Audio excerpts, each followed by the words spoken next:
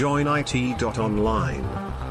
Aj ma kubista. Ja som v kantli. To hneď musíš pokaziť najväčšie prekvapenie, najväčší pull celého akože podcastu. Najväčší event, čo sa zadialo tento mesiac alebo rok. Tento rok myslím si, že to je akože top IT správa, tak rovno začne.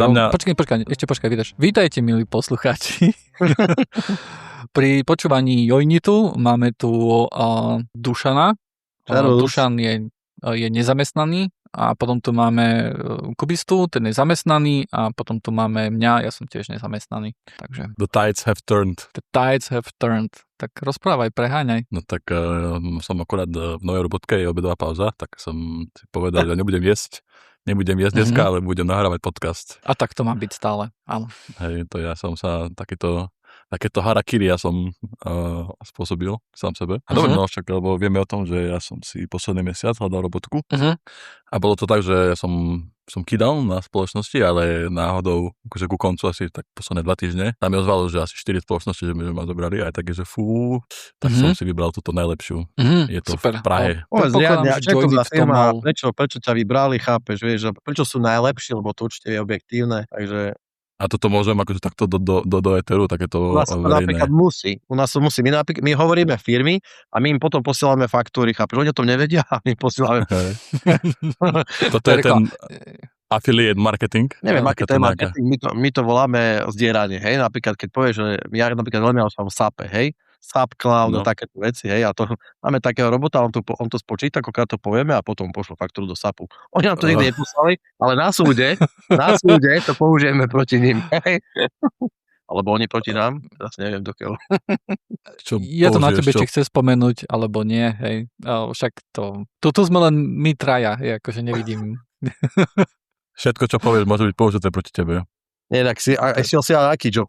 Išiel si tam, kde si chcel, kde si sníval? Proste bude to normálne, že do kuchyne? Áno, akože je to, že konzultant, čiže vlastne konzultujem, ale väčšinu času, akože nie celý čas, ale väčšinu času robím, že kodenie. Alebo teda budem ešte robiť, lebo teraz len prvý týždeň, takže ma len zaučajú a tak, no. Tak gratulujeme a sme radi, že Joinit opäť pomohol niekomu nájsť si prácu, lebo myslím si, že toto nie je náhoda, hej. V životopise predpokladám, že Joinit podcaster, hej, main host, owner of Joinit, registered trademark, všetko také si to tam vycekol. Stakeholder, áno. CEO, CFO, COO. CTO si zabudol, to je veľmi dôležitá. V akej oblasti spoločnosť šrotí? Do ktorej si sa... Čo ideš konzultovať? IT Solutions. OK, čiže IT, nejdeš proste akože stabarčinu alebo dačo, hej, len treba nejaký IT support, akože IT je core business firmy, hej, lebo vieš, môžeš byť, dajme tomu aj vo farmácii, nazvime to takto, ale tam má akože IT oddelenie, ale nie je to core business a IT je tam ako support nejaký, hej. Hej, no. Ako všade teraz, hej, lebo takže super, takže IT, to je paradička, no. Takže akože akože z tých ponúk, čo som dostal, že toto bola najlepšia, aj platovo to vyzerá úplne super. A je to v Prahe, takže ja som akože ček, všetko super. Nice. Tak gratulujeme a tým pádom, milí poslucháči, keď je ešte niekto nezamestnaný z našich poslucháčov, tak môžete potom prísť vymeniť Kubistu, lebo už my takýchto zamestnaných tu na nechceme. My som nechámpli tu na presne. Ja už som redundant. No a čo ináč máte nové chalani? Ja som volal aj Xperiala, že poďme sa porozprávať o DLSS 5 a prišiel. Čo je super, hej. Takže vítame aj Xperiala. Samozrejme iba pre poslucháčov, ktorí majú zaplatený ten add-on, hej, Xperialov. Takže ja nič zase. Plugin, WordPress. Anyway, videli ste DLSS 5? Videl som, povedzme si najprv, že v DLSS 5 myslíme Nvidia, generátor hier, hej? Áno. Videl si. A ty si videl, Kubista? Ja som nezachytil, ja som busy v novej robote. Dobre. Nezmysel. Korporátna krysa. A ty si gamer vôbec? Ja hrávam len šach a ľuďom na nervy, takže... Však sme sa už bavili, ale... Šach na počítači, či na Macu, alebo... Na mobile, chess.com. Áno. Na Rapide mám 1500 rating, poďte hrať niekto. Môžeme si zahrať, ale... 1500 nie je defaultný rating? Nie. Defaultný je 600. 750. 600? 600 sa mi dá, neviem. To Lichess má nejaké také vyššie default ratingy? Môže byť. To podľa mňa už poznajú tvoju IPčku, že tam chodíš amatérov ničiť. Chcú ma tak ako udržať, tak dajú mi vyšší rating. My si dvaja môžeme zahrať, keď máš 1500 na Rapide, tak myslím si, že veľmi rýchlo to bude koniec. Ale, a ty máš koľko? Ja mám asi 1500, ale na nerapide. To je čo je, máš tam Blitz, Rapid, Bullet, denný, hodinový? Bežný, 30 minút na rozmyslenie. Nie, takýto, že snail pace, že whatever, akože cez dopisy si posielaš, hej? Lebo ja hrám tak, vieš, že... Čože? Cez holuba, alebo nejaké dymové signály. Hocičo, akože no time limit, teda neskutočný šach, hej, ale to je taký šach pre mňa, vieš, že môžem robiť nejaký ťah a potom ísť robiť dačo iné, kým takto iný rozmýšľa a potom sa vrátiť a zabudnú na to pol dňa a potom, no, takéto. A to ja takéto presne nemám rád. Ja proste mám rád také 10-minútové, 20-minútové hry, alebo 3-minútové, to je pre mňa. Ja Sinátor, keď ešte chodil na šach, a tak bolo také, že bežné na turnajoch, tak bolo... Tuším, že 15 minút bola na hru a 3 sekundy bol ten pridávok zaťah, či ako to bolo, vieš, proste, že 15 plus 3, tak sa to značí, že? A to bolo bohato, normálne, že dohráte po... To je tých 15 minút do popáňa, alebo zase tie 4-hodinové hry, to podľa mňa to má akože to by som nedal. No ale mne sa dajte, a to sú presne tak, že ako keď si pozeral ešte 5 minulý rok, či 2 roky, majstrovstva sveta, hral tam jeden z druhý, bonové, že top 20, vieš, teda 4,5 hodinové rozmyslenie, odišiel, nápil sa, vrátil, strávil 2/3 času minulo, neviem, koľko vymýšľam teraz, strašne dlho, a potom, že a robil chybu, vieš, že ma potiahol pri akú blbosť, vieš, že tu dobre, tak až takú očividnú, vieš, že to ti prášiš, ak to normálne sme vedeli, nie, že to takto nie, ale to bolo také veselé. Anyway, DLSS, ale na to. OK. Takže DLSS, pre poslucháčov, ktorí to veľmi nesledujú, je taká technológia frame upscale, tak to začalo, hej, že bolo rozlíšenie, povedzme, že 480 a to vedelo scalovať na 1080p, používalo to machine learning na to, hej, a potom ku tomu DLSS pridali ešte generáciu frameov, hej, to znamená, že vy ste mali 60 frameov, ono to doplnilo plus, hej, to bolo 120, potom sa do toho pridali ešte nejaké veci ohľadom ray tracingu na noise reduction a potom sa tam ešte teraz akože najnovšia vec, ktorá bola predvedená vlastne je to, že je to nejaký AI filter, ktorý chytí akože ten obrázok, ktorý vygeneruje tá hra a nechá to prebehnúť cez nejaký AI filter, hej. To znamená, že zmení tam nejaké veci, ako je lightning, ako je svetlo, ako je tam robené, hej.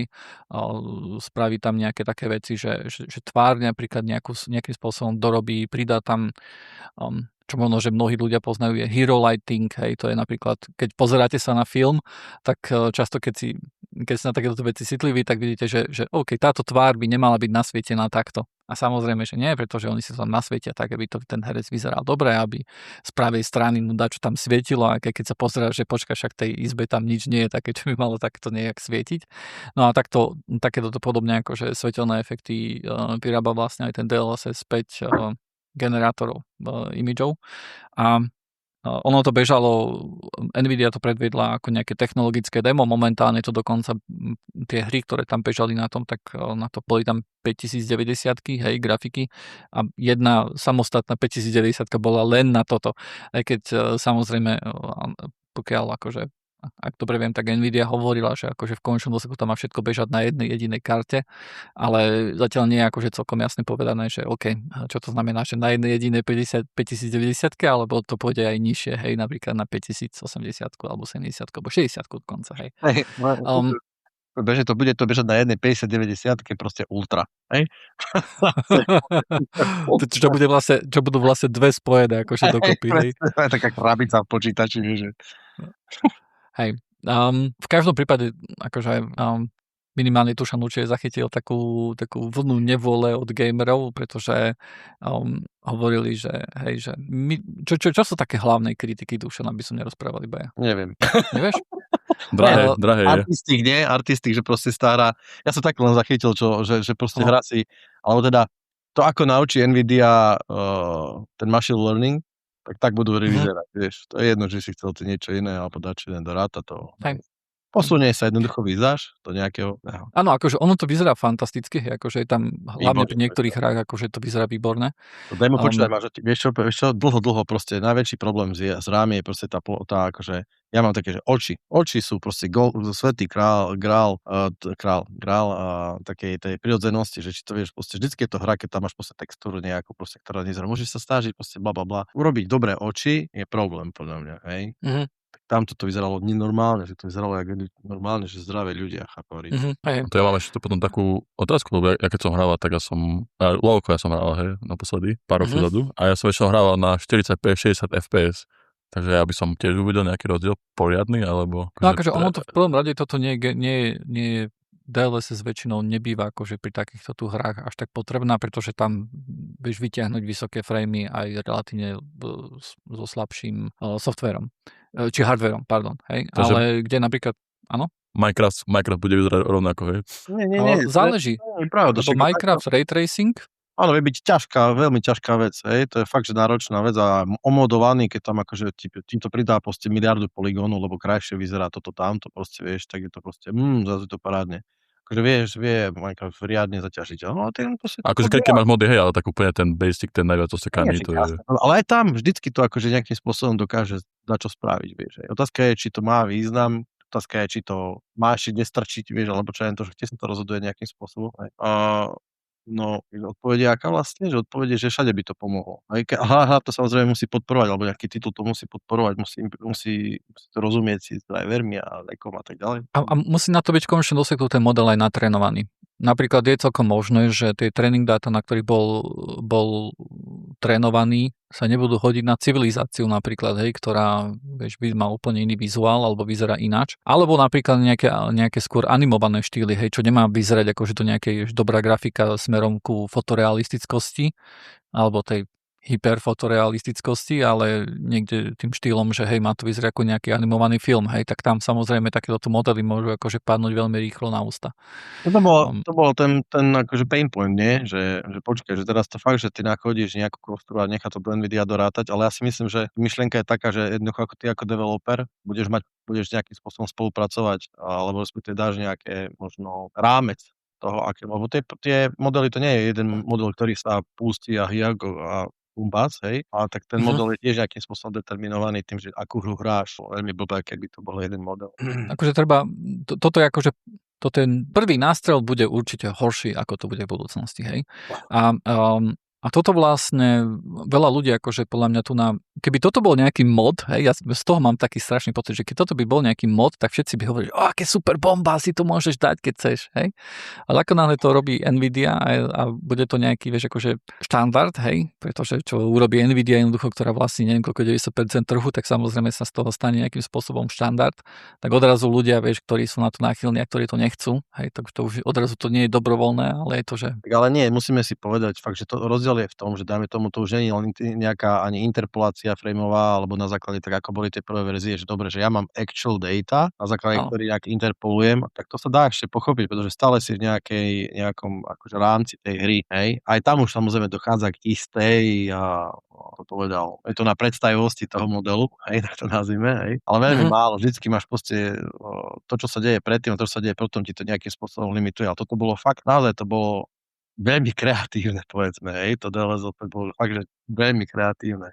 To naozaj menilo veľmi veľa, to mení. Hej, hlavne na tvárach to bolo také viditeľné, hej. Ale aj na prostredí, v okolí to bolo, hej, takisto, hej, že v detailoch. Čo viem, že vieš čo, veľmi dobre si to povedal, ja si myslím, že to je úžasná vec, proste, hej, že toto je niečo, čo ti dokáže ale vo svojom dôsledku presne takisto ako všetko, má to svoju negatívnu stránku, hej. A naozaj si myslím, že proste, že budeš to len proste slideriky, ktoré budeš mi poťahovať ako developer, že proste, že môžeš nastaviť, že do akej miery, lebo toto bolo presne demo, toto sú akože maximum capabilities, ktoré od toho by sme mohli čakať, alebo predviesť, alebo tak ďalej, hej. Ale určite budú nejaké slideriky, že ako veľmi mu bude, v trialoch to bude, že ako veľmi budeš môcť zmeniť niečo, hej. Bude to presne, aj teraz v DLSS, alebo v čom to je, máš performance versus quality, hej. Tak je to také isté, že to nám budeš môcť generovať, alebo získaš proste možno, že nejaký akože na druhej strane tej váhy môže byť performance alebo čokoľvek iné. Hej. Akože ja tej kritike celkom akože tak nerozumiem. Napríklad, že chcú ponechať akože ten artist intent, hej. To bude ináč. No však, lebo oni si to, vieš, akože oni sa tvária, ako keby Nvidia prišla a ona tam predvádzala, že my toto vieme, ale však tam boli developeri tých hier, hej. To nebolo, že oni si povedali, že oni tam nejdú, oni to nechcú mať, hej. Tak tí, čo to nechcú mať, tí tam neboli, hej, prakticky. Hej, boli tam tí, ktorí chcú mať nejakú takúto technológiu, ale na druhej strane akože rozumiem tomu, že niekomu, komu sa nepáči tento smer, hej, tak je jednoducho proti tomu, hej, že on nechce, aby tie framey boli robené cez AI, hej. A pre neho mám akože takú zlú správu, že Nvidia je možno, že prvá, ktorá to privedie na trh, ale o tomto Intel hovoril už minulý rok, hej, že budúcnosť je vlastne tá, že budú nejaké, myslím, že to nazval clean framey, hej, ktoré budú akože nejaké framey, ktoré budú hovoriť o tej, ako to povedať, o tej geometrii, hej, o tom, že kde je čo a ako to je v priestore, ale že ostatné, že všetko bude dorátané, hej, že to všetko bude jednoducho AI, hej, a že toto je budúcnosť jednoducho, ktorá nás dovedie ku vysokým rozlíšeniam, ku vysokým frameom a ku lepšej grafike, hej, a nie vyloženie akože brute forceovanie, vyrátavanie ray tracingu a takýchto tu vecí, hej. Ale ja si stále myslím, že to bude niečo, čo sa bude dať nejakým spôsobom akože tunovať. Však to nikto nehovorí, že ty napíšeš scenár a pošleš to do grafiky a ona ti to tam proste vymyslí, ako si zmyslí. To je blbosť úplná, chápeš, vieš, však ty budeš mať určite. Zatiaľ je to blbosť, ale do budúcnosti to presne takto bude, hej, že ty pošleš do grafiky. Ja si myslím, že my ako spoločnosť by sme naozaj mali akože myslieť na to, že aby tu táto možnosť naozaj zostala zachovaná. Čo myslíš? Neplatí len pre hry, hej, ale naozaj. Ale akú možnosť myslíš? Nerozumiem. Možnosť, že to bude môcť napríklad vypnúť, hej? Alebo možnosť kontrolovať, že v tejto oblasti to chcem takto a v tejto oblasti ináč. Chcem, aby sa tváre negenerálne postavy boli také, aké sú a nech mi pomôže len, vieš, ja to teraz úplne akože vymýšľam. Áno. Ale nech máš ten čin, alebo že chcem, aby mi to pomohlo, že občas, alebo čokoľvek, proste, v nejakých videosekvenciách, ktoré pôjdu, tak nech to je takto a že keď nie, tak nechcem, nech to ráta normálne mappingy ako v 97. alebo neviem v čom. Takto to chcem, že ak to zostane, ale ak by nastalo to, že si Nvidia spraví bez ohľadu na to, tak to by sa mi možno nepáčilo. O tom to rozhodne trh. Lebo keď sa bavíme teraz, hej, prvá verzia, možno, že 5. verzia, hej, tak samozrejme tie grafické akcelerátory, hej, majú jednoducho schopnosť akcelerovať poprvé tieto ML tasky, hej, to Machine Learning AI tasky a samozrejme potom majú tam veci na geometriu, na renderovanie textúr a takéto tu veci, hej. A ty ako developer sám si jednoducho môžeš určiť, dokonca aj v tomto DLSS 5 si môžeš vybrať objekty, ktoré neprejdú cez tento filter, hej. Alebo ty si DLSS 5 nemusíš dať vôbec, hej, takže ten artist intent tam je akože taký, že máš možnosť. Ale o tom, že či to rozhodne trh, ja by som polemizoval, pretože že je množstvo príkladov v histórii, že proste trh sa rozhodol tak, ako výrobca chcel. Ale počkaj, toto je rozhodnutie, ja hovorím, že sa rozhoduje trh, to neznamená, že rozhodneme my. Nie. To môže byť, že to tí hyperscalery rozhodnú, ktorí jednoducho tlačia na ten AI, hej, a tie grafické karty budú čím ďalej tým viacej akcelerovať AI workloady a nebudú akcelerovať možno, že to bude na úkor nejakých pixel shaderov, na úkor nejakých geometrických, vieš, akože akcelerátorov, na úkor nejakých takýchto tu matíc, ktoré sú viacej akože podobné tej grafike, hej, že v konečnom dôsledku to bude ako napríklad teraz máš, neviem, máš polygóny, hej. Ak chceš akože mať nejakú slušnú grafiku a tak ďalej, tak polygóny sú veci, ktoré ti budú urýchlovať akože tie grafické karty. A keď chceš mať nejakú úplne inú pipeline, tak odrazu si, že OK, milé CPU, alebo milé matice, nejak to poďme tam obchať nejak do pixel shaderov, aby sme to tam akože natrepali do akcelerácie. A potom máš už samozrejme nejakú ťažšiu cestu, hej. A keď hovorím, že trh to rozhodne, tak vyložene hovorím, že to rozhodne trh. A to znamená, že kde budú peniaze.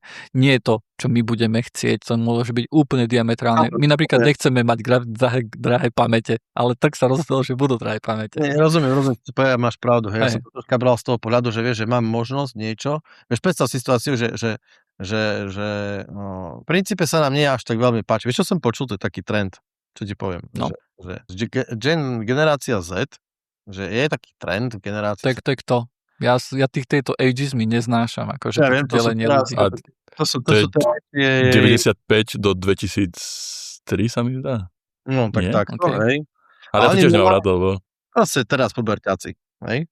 A taký, a že oni normálne, že nechcú mať oné telefóny tlačítkové, teda displejové, že oni normálne, že sa prechádzať nejak na tlačítka. Lebo že sú proste z toho takí, že, a vieš, to je také, že istá časť ľudí to takto robí, lebo proste sú otrávení z toho, že proste dá čo, hej? A teraz trh niekto nám dal, že telefón, ktorý toto robí, hej. A my sme to proste akceptovali bez ohľadu na to, lebo proste není to takéto absolútne. Vychádzame z možností, ktoré tu sú a bola veľká možnosť, proste stále boli tlačítkové telefóny, ale boli teraz mobily, ktoré, že máš Androidy, iPhone a že máš tam fotky a všetko, hej. Niekto ti dal tú možnosť a povedal, že takto to je to výhodné, je to super, máš foťák proste a kalkulačku a ja neviem, proste komunikátor a ja neviem, všetko tam, hej. A že jasne, tak my sme to ako spoločnosť akceptovali nie preto, lebo to je najlepšie, ale preto, lebo tak sme sa naučili proste, hej. Jeden príklad za všetky. Auta a touchscreeny a gombíky chýbajúce. Ja. Nepoznám prakticky nikoho, kto by jednoducho povedal a prišiel, že ja tej touch veci akože úplne ľúbim, je to, nechcem mať gombík na nastavovanie klimatizácie alebo si nastaviť hlasitosť akože nejakým otočným potenciometrom alebo neviem čím. Ja to chcem jednoducho mať na touchscreene, že si tu idem do settings a tu hneď akože veľmi rýchlo. Ale toto sú veci, kde jednoducho opäť rozhoduje trh a to je jednoducho tlak na ceny. Áno. A keď cena je dôležitá a takéto veci sú dôležité, hej, alebo napríklad, že v Číne napríklad je to vec, ktorú viacej chcú, hej, mať všetko cez onu, lebo to je fancy, alebo for whatever reason, hej, tak jednoducho takéto auta budú, hej. A takisto trh jednoducho, keď rozhodne, ja to všetko vnímam ako, že trh, ktorý nie je taký, že on robí to, čo my chceme, ani to, čo by bolo dobre. Však trh rozhodol, že Facebook bude jedna obrovská akože firma, jedna z najväčších na svete, hej, a môžeme tu akože celkom polemizovať o tom, že či je to pre dobro ľudstva alebo pre zlo ľudstva, hej, v konečnom dôsledku. V tom kontextu. Ako by sa rýchly fač. Nie, ja rozprávam teraz. Ide o to, že nie, počkať, ja idem okay, teraz. tak odídem teda. Poď. No nie, on teraz to spravil rýchly fact check. Tak je Gen Z od 97 do 2012. To bolo deti, ktoré sú ešte tak. Tak to je to úplne menej, akože všetko, čo sme ešte od začiatku začneme nahrávať. Milí poslucháči, vítajte.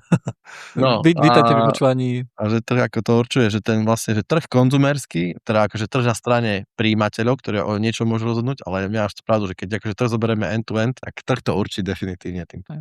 Anyway, máme jednu takú zaujímavú tému, že som počkaj, ty si chcel hovoriť o tých homomorfných kryptografiách. Akože, homomorfné, to je takže takto. Môžeš byť spokojný, naozaj sa to nikdy nerozšifruje. Nie som spokojný. Teraz som vedieť, jak to funguje.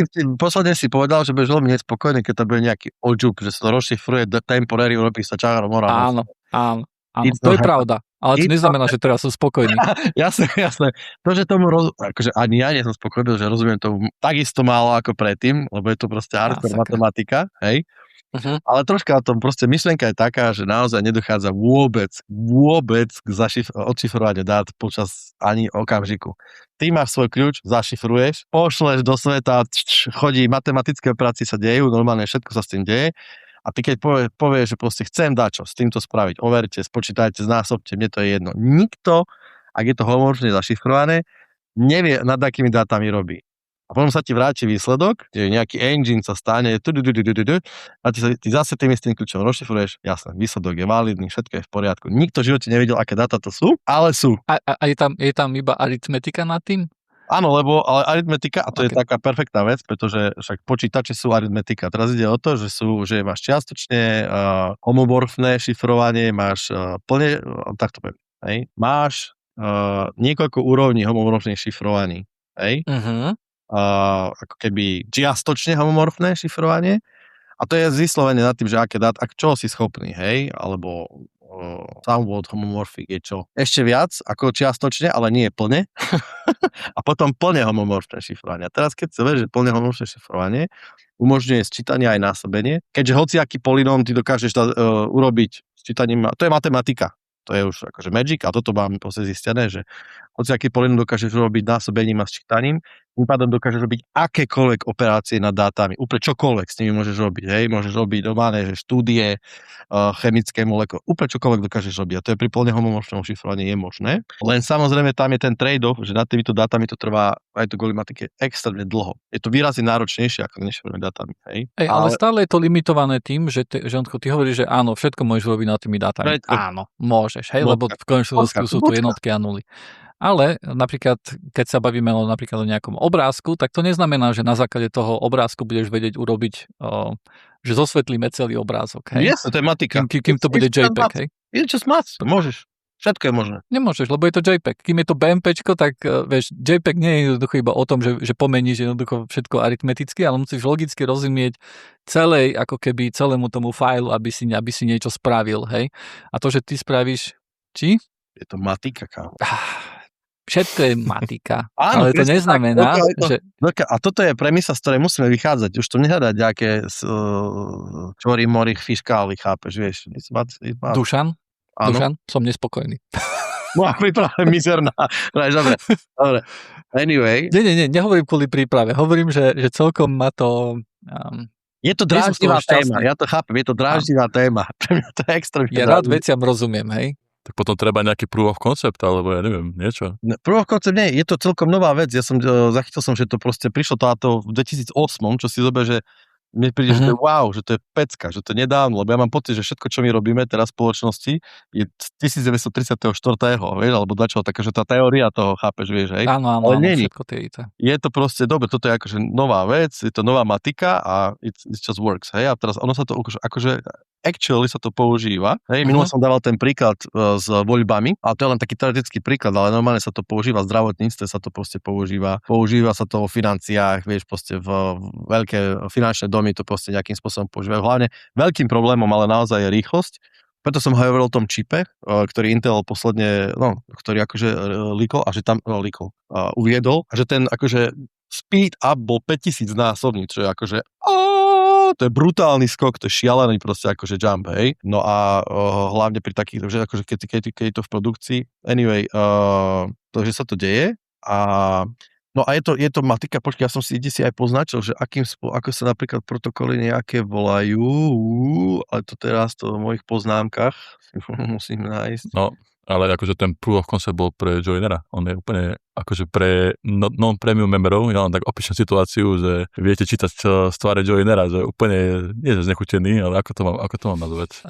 Som konsternovaný z toho jednoducho, že takéto niečo je možné a že celkom nerozumiem, lebo akože... Je to trošku ako kvantová fyzika, vieš, je to proste, je to neprirodzené. Je to OK, vieš, akože ja nie som kvantový fyzik, takže to, že nerozumiem kvantovej fyzike je pre mňa úplne OK, hej, a to, že nerozumiem napríklad, nie som ani kryptograf, hej, takže to, že nerozumiem tomu úplne do hĺbky, to je úplne OK. Ale som ITčkár, hej, a tým pádom do nejakej hĺbky by som rád rozumel veciam a toto jednoducho je niečo, čo mi ide trošku proti srsti, ale ak je to akože naozaj tak, hej, tak to otvára akože taký svet, akože zatiaľ performance, hej, problém. Ale povedzme, že performance nebude problém, tak znovu samozrejme joiner by nebol joiner, keby to nezačal to do AI ťahať. Predstav si, že ty môžeš mať zakryptovaný model na svojom počítači, ktorý ty nevieš, aký je, ale ktorý bude pracovať, na ktorým ti bude dávať odpovede, hej. A bude closed source for all intents and purposes, hej. Ale bude to...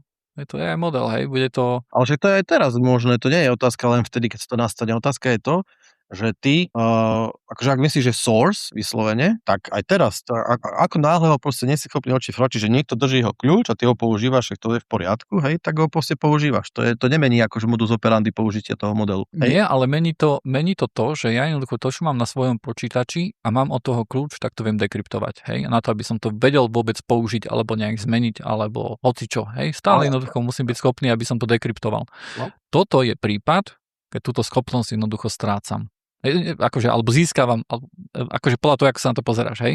Strácam schopnosť dekryptovať to je prvá možnosť, a druhá možnosť je, že získavam schopnosť pracovať nad zakryptovanými dátami. Ak tomu dobre rozumiem. No ale celkom akože taký paradigm shift, nie? Ale čo sa mení? Nerozumiem, lebo teraz, dobre, ja mám nejaké dáta, ktoré sú zašifrované a vlastním od neho kľúč. Od tohoto kľúč. A teraz buď to mám u seba, buď to mám, vždycky mám možnosť to šifrovať, môžem ti dokonca ten kľúč poslať. Ide otázka, že rozdiel je len v tom, že či akýkoľvek dáta na týmito zašifrovanými operáciami si schopný spraviť bez toho kľúču alebo s kľúčom. To si aj schopný aj teraz. Ja môžem si zobrať hociaké zašifrované dáta, urobiť na ne nejaké operácie.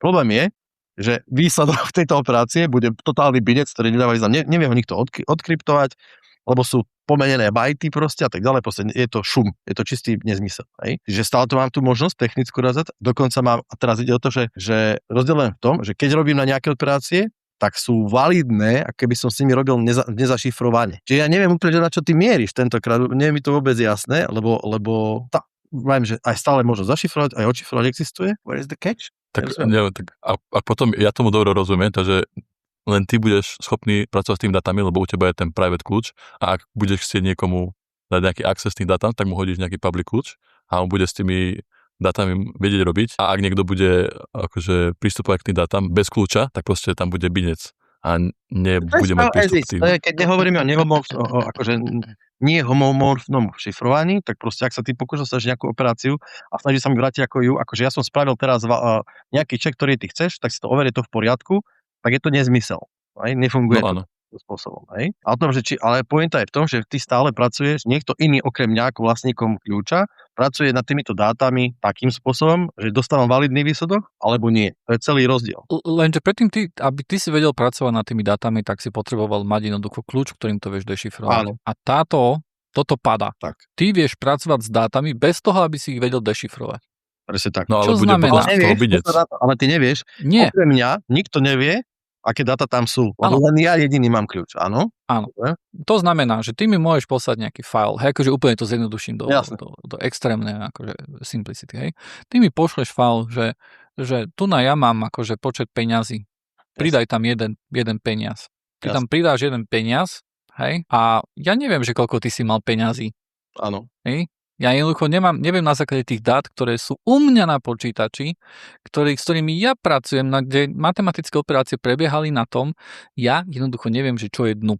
Hej? A akože toto je ten simple akože vec, ktorá keď sedí. A keď toto sedí, tak keď to extrapoluješ do toho nejakého akože modelu, ktorý ja si predstavujem, je, že máš u seba lokálny LLM model, hej, AI, s ktorým, nad ktorým ty vieš robiť matematické operácie. Hej, to znamená, že ten výsledok, ktorý používať de facto, hej, ak to takto naozaj akože je, bez toho, aby si jednoducho videl, že ako tie matice vo vnútri vyzerajú, bez toho, aby si jednoducho mal akékoľvek informácie o architektúre, o čom, čo je vo vnútri. To teraz nejde. Akýkoľvek closed source, skompilovaný inými spôsobom software, sa chová presne to isto. Ty mu dáš nejaký input, nevieš, čo to spraví a dá ti nejaký output. To bude vlastne black box, ako ale to je aj teraz skompilovaný soft, sa chová presne takto isto. Áno, software áno. No? Ale veľa vecí, ktoré sú akože pomimo tohto nie. Napríklad LLM akože model, hej, ja vyložene hovorím o LLM modeli akože na nejakom edge device, hej, ktorý jednoducho, keď ty máš ten model, tak jednoducho je to u teba. Hej. Je to u teba, presne tak, ale ten kľúč... Ale nie je to closed. Vieš, ty akože ten model je closed momentálne, keď ty si nejaký model vieš stiahnuť ku sebe, tak o ňom vieš. Vieš jeho architektúru, vieš jeho všetko. Hej. Teraz sa nebavíme o softveri, nebavíme sa o Windowse. Hej. OK, no dobre, ale to z môjho pohľadu LLM-ko môže byť, je to software, ktoré môže byť skompilované ako single binárka, úplne to preženiem teraz, hej, lebo je to otázka toho, ako má formu, hej, a môže byť kľudne zašifrovaná. No ja si myslím, že nemôže. Prečo by nemohol? Je to soft. Nie je to celkom soft. To presne ako keby si povedal, že obrázok môže byť closed source, hej? Môže byť obrázok closed source. Áno, môže. Áno, môže byť, hej. Povedzme, že nepoužij nejaký open štandard ako JPEG alebo niečo také. Bude to akože closed source, hej. Jasne, no. Ale stále akože ty sa vieš dostať ku tomu obrázku, ako jeho datum. Neskompilujem, ja ho viem skompilovať tento obrázok. Ty ho skompiluješ, hej, ale tým, že to beží na mojom počítači, hej, tak ja jednoducho viem, či už v konečnom dôsledku to beží ako assembler na tom počítači, hej. a ja mám teoretickú možnosť dostať sa ku tomu obrázku kvôli tomu, že ty jednoducho ho musíš dekryptovať alebo vlastne akože rozkodovať zo svojho proprietárneho formátu a zobraziť ho na obrazovke. Hej, to znamená, že ty jednoducho mám teoretickú možnosť stále, že ty tam nedáš úplne taký secret miliardový, hej, do toho obrázku, pretože niekto v Číne si to chytí a jednoducho vidí assembler a dostane sa ku tomu, že čo je v tom obrázku a tak ďalej. Hej. Ale s týmto homomorfným šifrovaním toto padá, pretože odrazu ti zaručuje kryptografia samotná, že toto jednoducho ty môžeš dať multimiliónový LLM model na edge. Môžeš. A môžeš si byť istý, že kryptografia ti zaručí, že nevedia sa ku tomu dostať, nevedia na základe, stále môžu robiť distillation, akože útoky, to je akože jasné, hej, to akože ten input a output tam stále je. Jasne. Ale architektúru nebudeš vedieť plno vecí, ktoré normálne by si akože vedel, hej. Ale musíme toto ešte rozobrať tým pádom, aby sme to, lebo ja si nemyslím, že toto je iná forma šifrovania. Rozdiel je len s tým, že či dokážeš pracovať nad tými dátami v zašifrovanom stave, alebo nie. Áno. Takže aj teraz môžeš dať na edge multimiliónový ony a zašifrovať to a stále to bude zašifrované na veky vekov. A budeš ho vedieť... Nie, nemôžeš. Prečo nie? Lebo keď sa bavíme o tom, že to je multimiliardová akože vec a ty to dáš na edge, na môj mobil, hej? A teraz príde nejaký konkurent a on si povie, že zaujímavé, ako to je urobené. A keďže ty s tým modelom musíš pracovať na edge, aby to vôbec malo nejaký zmysel, hej, ten 4-gigový akože LLM akože súbor, hej, nejaké GGUfko, tak ty jednoducho musíš vedieť s tým pracovať a ty znamená, že ty musíš mať nejaký frontend, ktorý ti jednoducho na to pracuje, ktorý ti posiela API kódy do toho, hej, a tak ďalej. To znamená, že ten GGUf by default musí byť vo formáte, s ktorým vie pracovať ten mobil, hej, to znamená, že ono to ako keby, aj keď si ho zakryptuješ do neviem akého, do nejakej encryption, na to, aby si s ním pracoval, musíš ho dekryptovať. Hej, to znamená, že jeho architektúra, to, čo je vo vnútri, v nejakom bode je stále v pamäti. A kým je v pamäti, a bavíme sa o multimiliónových veciach, hej, tak niekto sa ku tomu vie dostať. V momente, keď existuje tá homomorfná encryption, hej, tak ty jednoducho vieš pracovať s tým modelom bez toho, aby to prešlo cez pamäť a odrazu ty môžeš dať na edge niečo, čo stálo multimiliónov a uchovať si všetko know-how, ako si to spravil, všetko know-how, ktoré je v tom. Áno, čiže neexistuje ani presne pamäťová možnosť, presne, kde môžem akože v princípe byte, môžem proste sa dostať nejakým dátam, lebo v pamäti to je, i keď aj teraz sú metódy, ako sa toto nemôže stať, lebo máme nejaké security mechanizmy, ako sa tomu dá predísť, ale povedzme, že teoreticky je tam tá možnosť. V istom momente sa musí vec ako keby fakt, že rozšifrovať, použiť a kľudne zašifrovať zápätí, hej. Ale v tomto prípade, áno, súhlasím, dobre hovorí. A keď už súhlasí, tak je to pravda, hej, tak áno. Toto je pracovanie nad neustále zašifrovanými dátami, áno. Toto je nová vec, ktorá doteraz nebola možná, hej? Ktorá posilňuje akože postavenie nejakých... Áno, a v princípe nejakých tajných vecí, hej? Áno, hodnotu. Ak by sme dokázali teoreticky teraz dosiahnuť výkon práce nad takýmito dátami, s homomorfne zašifrovanými, takí, ako dajme tomu majú, ako teraz dokáže proste výpočtové procesory pracovať s nezašifrovanými dátami, tak je to definitívne zmena. Je to nedochádzalo nikdy k nejakému. Ešte raz? Zmena k horšiemu, lebo ja som si stále predstavoval, že AI príde a že ty budeš mať jednoducho väčšiu kontrolu nad tým, že vieš, napríklad, ako ty si teraz vieš urobiť teoretický driver na nejakú starú vec, ktorú nikto nesuportuje, hej, pretože vieš, máš toto, tamto, hej, vieš si to nejak dekompilovať, nejaké takéto tu, hej. Odrazu budeš mať tú možnosť iba input-output, pretože ten driver bude zakryptovaný homomorfným enkryptovaním a bude sa na ním pracovať bez toho, aby ty si hocičo vedel o ňom, hej, že čo je ako tam spravené. Ale to je samozrejme, hej. Ale to je veľká teória, pretože kebyže to je tak ako ty vravíš, dokážem pristúpiť akože k rozkodovaným dátam, tak by sa nerobil reverse engineering, vieš, však by sa nejakým spôsobom akože pátralo po tých byte informáciách v rámci toho samotného assembleru, akože z assembleru by si dokázal, ale my robíme reverse engineering napriek tomu, hej, čiže vidíme akože zo symptómov. Ale robíme ho hlavne kvôli tomu, že časť kódu napríklad môže bežať v cloude. To sú napríklad tak, ako sa krekujú de novo hry. Hej, de novo hry, jednoducho časť kódu beží v cloude a ty ku tomu nemáš prístup. Hej, a všetky tieto obfúskačné veci, akože veci, ktorými sa snažili brániť napríklad hry, hej, proti tomu, aby jednoducho ľudia ich vedeli kreknúť, to všetko išlo dole. Hej, to všetko je dole. Jediné, čo existuje, čo jednoducho funguje nejakým spôsobom, sú práve takéto Denubo veci, kde ten kód, tá tajná časť toho kódu, hej, nie je obfuskovaná u teba, ale je niekde úplne inde. Hej? A to je to, kde sa odrazu podarilo, že OK, že hra sa nedá kreknúť niekoľko rokov. Hej, že toto sa nedá spraviť niekoľko rokov. Hej. Pretože sa z dostatočného množstva, ako keby vzoriek jej chovania, vyslovene zo symptómov, dokážem vytvoriť black box, hej, ktorý pri nejakom inpute má takýto, úplne zjednodušujem, samozrejme to fungovanie. Áno, hej. áno. Čiže táto možnosť tu ostane, áno. Hej, či vyslovene reverse engineering spravím vyslovene, že nahradím proste niečo, čo sa veľmi podobne až úplne optimálne rovnako chová pri množine vstupov, mám rovnakú množinu výstupov, očakávam množinu výstupov. Hej. Áno. Jeden efekt tohto by mohol byť, hej, keď si to akože dáme, že do ďalekej budúcnosti, takže to, čo momentálne sa tlačí do cloudov, aby spoločnosti mali na tom kontrolu, hej, a tak ďalej, hej, closed source, blablabla, hej, je to best forever, hej, pretože zákazníku tomu nemá prístup, tak toto sa môžeme odrazu, veci, ktoré doteraz bolo možné nechávať iba v cloude, multimiliónové LLM modely, odrazu možno, že budú mať, hej, akože o pár rokov, keď to bude neviem koľkokrát rýchlejšie, čo akože momentálne neprístupné, momentálne bez takto homomorf, onej to fiči pomaly, hej, ak chcú to zrýchlovať, hej, ten tlak je úplne iným smerom teraz. Ale existuje teraz technická možnosť toto tlačiť na edge.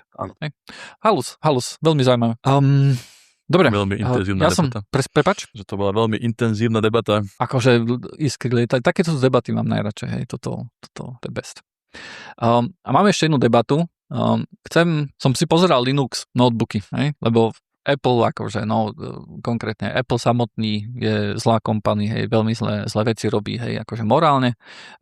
Takisto cítim veľmi silne takú enshittifikáciu softvéru okolo, hej, či už sú to reklamy, hej, akože prechod na nejaké subscriptiony, čo jednoducho nie je to, čo kvôli čomu som si kupoval. Napríklad reklamy boli v Numbers, na to, že si máš kúpiť to predplatné Numbers, hej, to je jedna vec. Druhá vec, v App Store napríklad veľmi často sú reklamy, potom na F1 boli reklamy pušované cez Wallet aplikáciu, akože common, hej. Jednoducho enshittifikácia, hej, akože pomalá, ale ten trend tam určite akože nejakým vidím, hej. A aj kvôli tomu, akým spôsobom akože sa začajú stavať ku frontendu, až to posledné roky každá aplikácia, ktorá akože na ten frontend bola urobená od Apple, podľa mňa akože veľmi nepáči sa mi akože smer, ktorým to ide. V každom prípade som si začal pozerať nejaké Linux notebooky.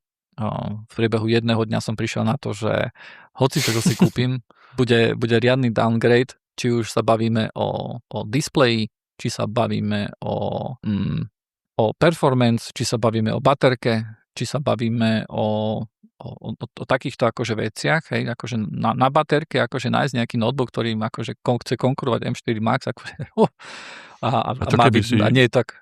Áno? Čo keby si nainštaloval Linux na Mac? Toto je práve akože tá vec, hej, že môžeš to urobiť na železe priamom a v tom prípade je to celkom akože, je tá user story celkom taká smutná, pretože iba jediná distribúcia je, Dušan mi určite pomôže, ak sa volá tá distribúcia, čo beží. Asahi Linux, je to Fedora.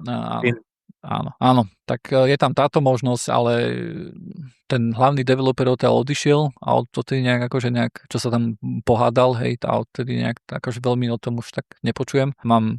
A skôr by som do niečoho natívneho, hej, akože. A ako malý sidestep som si povedal, že vyskúšam akože, však môžem si nainštalovať VMware, hej, a do ňoho si dať do full screen akože Linux a takto vyskúšať, či na tom viem fungovať, hej, áno. Hej. Tá performance je, povedzme, že áno? Už výkon tam je podľa mňa akože v tých M4, M5, tam už podľa mňa akože VM-ku úplne v pohode, alebo ten Tivera. Podľa mňa není problém. Nebude to tako lagovať. Či? Človek by si to myslel, človek by mal čiastočne pravdu a čiastočne nie, pretože hej, ja mám 120 Hz displej, hej, 165, hej, tu mám displej, hej, no odrazu v tom Linuxe, som povedal, že takých slušných 60 to je, ale to sa dá akože prežiť, plno ľudí na 60 Hz displejov je úplne OK s tým, hej, aby som si na to vedel zvyknúť. Horšie to začína byť napríklad niečo také, že chce si pozrieť YouTube, synchronizácia medzi Bluetooth slúchadlami, hej, kým to prejde cez všetky tie virtualizačné vrstvy a potom kým sa to objaví akože na obrazovke, tak jednoducho je tam desync medzi inputom a output, teda medzi videom a audiom, hej, to znamená, že vidím, že sa ústa hýbu ináč, hej, čo je akože celkom celkom to vadí. A potom také veci sú tam, že narážam na Linux. A tu sú otázky hlavne na pána Dušana, na hlavného Linuxáka. Myslím si, že svetovo, akože si nejaký taký hlavný. Definitívne. Jediný. Okay, Všetci jediný. To som si myslel. V prvom rade, hej, Windowsáci a Linuxáci, Ctrl dávať na skrátky je úplný error. Hej. Ctrl C a Ctrl V, aspoň u mňa, keď ja si to akože, ako stlačaš Ctrl maličkom, Dušan? Áno. Hej, Ctrl je jedna z najčastejších klávesových skratkách na Linuxe a na Windowse, čo zatiaľ to akože tak vnímam. Hej, akože samozrejme ja som existoval na Windowse, na Linuxe, ale tak už veľa rokov existujem na Mac a tak teraz, keď sa chcem vrátiť, tak sú veci, ktoré som si predtým všímal, ktoré som si predtým nevšimol a teraz si všímam. Keď je Ctrl na maličku, tak musí mať ruku, moja ruka je tlačená do menej dobrej pozície. Hej, keď sa bavíme o nejakej, ako sa to volá, vieš, že či máš dobré ruky, či dobre ergonomii, alebo čo to? Áno, hej. Ctrl button nie je ergonomický oproti, keď si zoberieme command, hej, to je na Windowsáci tam majú alt. Hej. A to sa bavíme akože, a ten kontrol akože stále musím stlačať, to znamená, že odrazu ľavú ruku musí mať posunutú v menej ergonomickej polohe, hej. A ak si poviem, že OK, tak toto bude akože pain, hej, lebo toto akože tieto veci akože presun na command, to podľa mňa je vyložené plus, hej.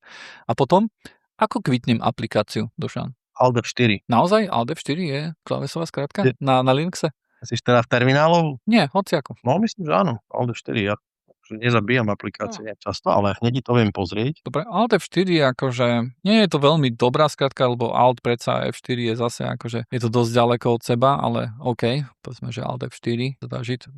Na Macu je to Command Q. Hej, veľmi rýchly, veľmi ergonomická skratka, ktorá vieš rýchlo spustiť, rýchlo kvitnúť. Hej. Takže ergonomia je jediný bottleneck, prečo nejdeš do toho? Sú to dôležité veci, hej, pre mňa. Akože samozrejme, keďže to je Linux, tak viem si predstaviť, že nejakým spôsobom v nejakom obmedzenom počte aplikácií si to budeme predstaviť, že Command T bude vytvárať taby a Command V bude zatvárať. Čo keby si použil Macovskú klávesnicu a tam by si to vedel nejako konvertovať tie Control Option a Command na tie Windowsácké veci? To samozrejme vieš, hej, však akože tam v tom Linuxe si vieš namapovať klávesnicu ako chceš, aj Macu, hej, si vieš namapovať ako chceš. Je to možnosť, na ktorou sa zamýšľam, hej, to, že Command Q, hej, jednoducho budem musieť premapovať na Alt F4, hej, to akože OK. Žiaľ, mám pocit, že čím viacej akože ohýbaš ten Linux, tým je to, čím viac si custom, tým viac si v custom issues, hej. Keď akože si to nainštaluješ a používaš to ako to je, tak si ako ostatní ľudia, hej, a tým pádom máš nejakú, neviem, príde mi, že čím viacej to musíš ohýbať, tak tým je to ako keby horšie, hej, alebo tak by som povedal. A potom ešte jedna vec, Dušanko, ako vyhľadávam veci v menu. Vieš, lebo na Macu, hej, mám klávesovú skratku, u mňa to je Caps Lock M konkrétne, a keď dám niečo, hoci čo je v menu, že file open, alebo view, zoom, alebo whatever, akože všetko, čo sú tam akože v tom menu, tak v tom viem, nie že vyhľadávať, ale tam tak si to akože tak ich... Ale na toto nie je jedna otázka, pretože máš XY Windows manažerov, kde to je iné. Každý má rôzne. Máš akože, kde bude mať ináč, GNOME bude mať ináč, 18 bude mať ináč, X bude mať ináč, proste. Ty používaš GNOME, hej? Hej. A tam také a tie aplikácie, vieš, akože ďalšia vec je, že máš GNOME a máš niektoré aplikácie, ktoré budeš sa používať z KDE, to znamená, že tam už toto menu je iné, hej, lebo to bude nad QTčkom postavené. A potom settingy samozrejme mi okamžite chýbali, lebo som zvyknutý, samozrejme na niečo nové si nainštaluješ, tak potrebuješ ísť do settingov, rýchlo sa pozrieť tej aplikácie na Macu, znovu command bodka, hej, asi v settingoch. A tu na Linuxe tiež takéto nie sú veci. Unifikovaný prístup k niečomu, čo si Mac strašne drží, alebo Apple si veľmi drží, že ak chceš akože ísť do nejakého environmentu Macového a musíš spĺňať isté, oni ťa jednoducho nepustia do toho ich sveta, a kde splníš niečo, tak veľmi neplatí. Je to aj o tom, ako sú ľudia zvyknutí. Lebo to není, že ty nemôžeš vydať aplikáciu, ktorá na Command Q sa nebude zatvárať. Môžeš, nikto si v tom nebráni, ale ľudia budú na teba nadávať, pretože počkať, toto je štandard, hej, na ktorý my sme zvyknutí. Aha. A v Linuxe takéto tu niečo nie je, no. Tak možno budeš musieť začať používať myšku znova, alebo... Nie, to zase nepreháňame. To radšej neprejdem. To skôr, to je väčšia možnosť, že neprejdem na ten Linux, že to bude akože nejaký bloker, hej. Ale sú tam veci, ktoré sú akože napríklad Niri som skúšal, je to veľmi niečo, čo ma zaujalo. Je to taký window manager, kde jednoducho máš ako keby scrollujúcu obrazovku, lebo väčšinou akože máš problém v tých tiling window manažeroch, že keď si vytváraš nové okná, tak tie okná sú čím ďalej tým menšie, aby sa zmestili na obrazovku, hej. A Niri toto rieši nejakým spôsobom, že tie okná sa rozširujú ti akože vertikálne space a ty sa vieš ako keby scrollovať, hej, akože v tom space, čo mi príde celkom také akože zaujímavé. Ale vidíš, toto je vlastne Apple, lebo už si loknutý v tom environmente. A keď sa chceš napríklad presunúť niekde, tak už ako ťažko, vieš, tak tá enšitifikácia úplne že prejde, podľa mňa. Toto je problém, hoci podobné problémy mal Dušan, keď chcel prejsť z Linuxu na macOS, hej, je zvyknutý na Linux, hej, macOS funguje ináč. Podobný problém som mal ja, keď som prechádzal z Windowsu na Mac, hej, plno vecí. A toto bude asi tiež akože nejaký taký bolestivý prechod, ako každý. Dobre, v mojom prípade ti poviem rýchlo cestu tam aj cestu späť, lebo momentálne som späť na Linuxe a Mac používam čoraz menej. Je to tak, že keď som sa teraz vrátil na Linux, tak práca s UI je extrémne lepší. Tých pár, že ako manažuješ aplikácia okna, ako si to posúvam hore dole, čo to sa nedá zrovnať. To sa akože, ale je to vyslovene môj use case a je to zvyk. A toto je presne to, že aké ti dáva systém možností, aký je nejaký default, lebo od ktorého sa odpichávaš, hej, tak by som povedal, a že to sa pre mňa osobne a ten spôsob, ako ja používam teda počítač, tak to ruky, nohy boskávam tomu gnomu, hej. Pritom ja viem, že toto, čo si presne povedal, to sú úplne validné veci, hej, že ísť do nastavenia. Len napríklad pre mňa je to také, že do nastavenia idem občasne naozaj, hej. To má moju nižšiu prioritu, že aby to bolo na rovnakej klasovej skratke, ako to, že aký bordel robí s plochami macOS, to je šialené. A ja používam ešte profily veľa čas, čiže mám akože často jednu aplikáciu v mnoha iteráciách a do toho altabujem rôzne. To je totálny chaos, to je totálny šalúk, to je akože dovidenia, hej. Výrazne logické, ešte mám pocit, že také mám to pod kontrolou v tom GNOME napríklad, hej. Veľmi teraz som napríklad prišiel, že a fakt som to riešil, lebo som sa po dlhšom čase vrátil, že počkaj, veľmi mi chýba napríklad to, že máš na jednom mieste menu. Macu máš menu v kúse vľavo hore, akákoľvek aplikácia sa ti proste vybalí hore, menu tej aplikácie je super, hej.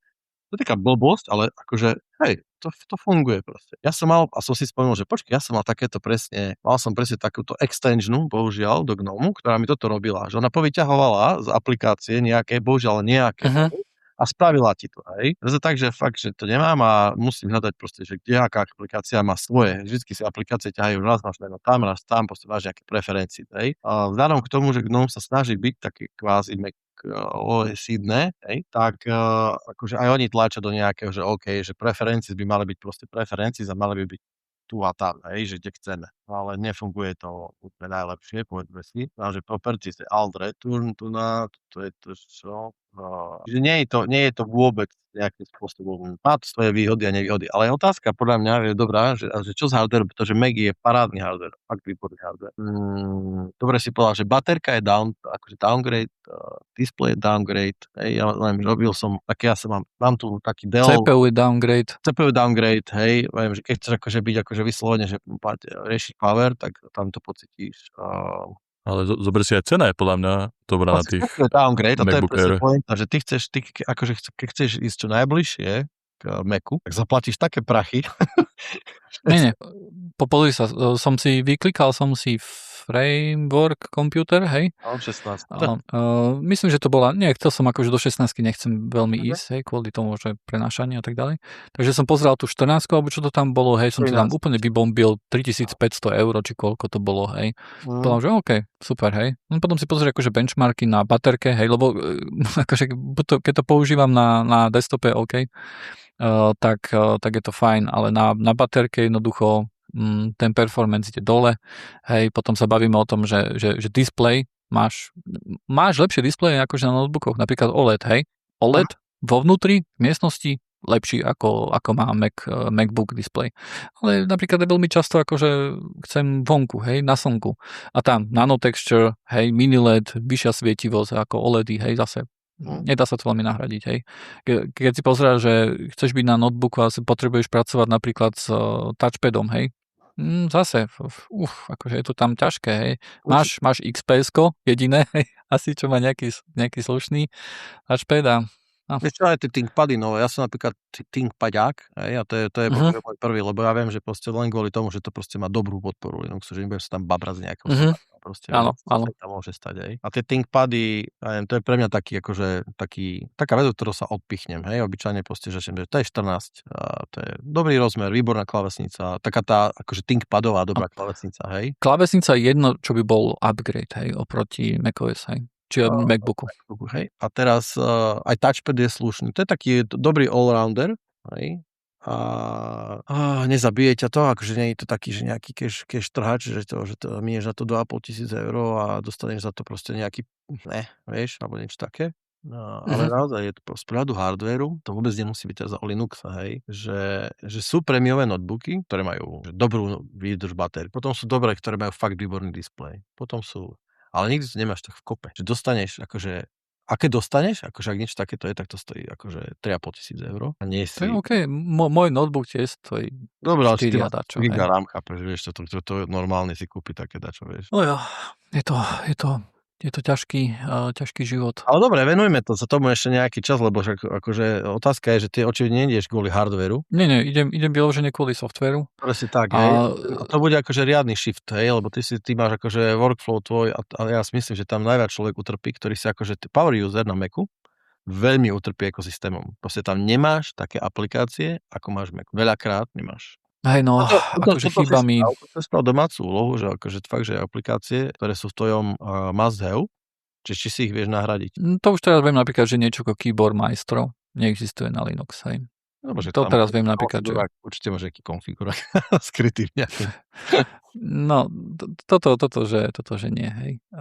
A aj určite akože, vieš, ja sa pozerám akože na ten prechod, aj na vec, lebo keď som napríklad prechádzal z Windowsu na macOS, tak chvíľku som sa snažil macOS používať ako Windows a to som prišiel nechcem povedať, že rýchlo to nebolo, ale povedzme, že nejaký pol rok som si povedal, že OK, že toto nie je správny spôsob, ako pracovať. Nie je to optimálny spôsob, ako pracovať s týmto operačným systémom.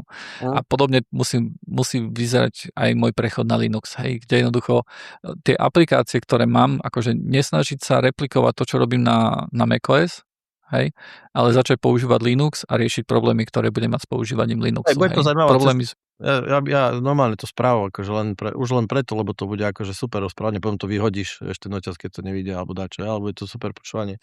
Ja napríklad vieš, čo mám na macOSe? Total Commander One sa to volá. No máš dvojpanelový file manager. Áno, poznám. Hej. To je niečo, čo sa nejak neviem vôbec baviť. Proste používam to občas, fakt akože výrazne menej ako na Windowse. Na Linuxe to nepoužívam vôbec.